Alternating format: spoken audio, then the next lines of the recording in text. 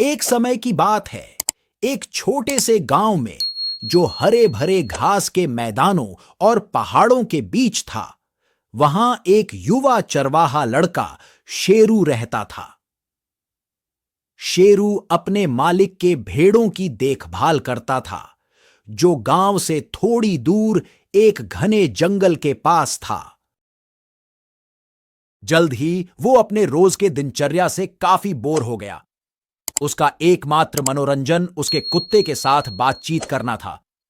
एक दिन जब वह चुपचाप जंगल के पास भेड़ों की देखभाल कर रहा था, शेरू ने सोचा कि अगर वह भेड़ों के पास एक भेड़िया देखता है तो उसे क्या करना चाहिए। उस समय उसने खुद के मनोरंजन के लिए एक योजना बनाई। मुझे पता है मैं क्या करूंगा। मैं गांव वालों के थोड़े मजे लेता हूं। वे कभी यह नहीं सोच पाएंगे। भेड़िया, भेड़िया, मैदान में भेड़िया है, मदद करो। जैसा उसने सोचा था, गांव वाले उसकी चीख को सुने।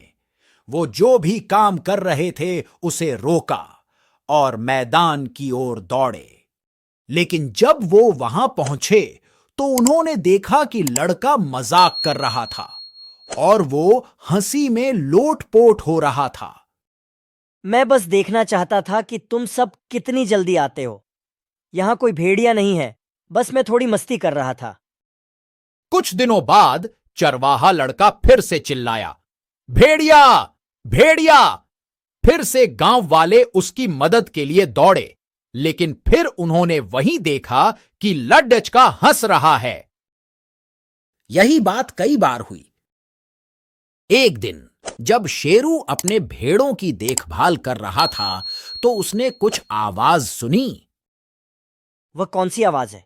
क्या इस बार असली भेड़िया हो सकता है? भेड़िया, भेड़िया, मदद करो। क्या ये फिर से हमें धोखा दे रहा है? मुझे यकीन है ये फिर से मजाक कर रहा है। पर इस बार लड़का मजाक नहीं कर रहा था। वह एक असली भेड़िया था जो भेड़ों को भूख से ताक रहा था। भेड़िया ने लड़के की बहुत सी भेड़ों को मार गिराया और फिर जंगल में चला गया। इस कहानी से हमें यह सिख मिलती है कि लोग झूठे की बातों पर कभी विश्वास नहीं करते, चाहे वो सच ही क्यों ना बोले एक दिन।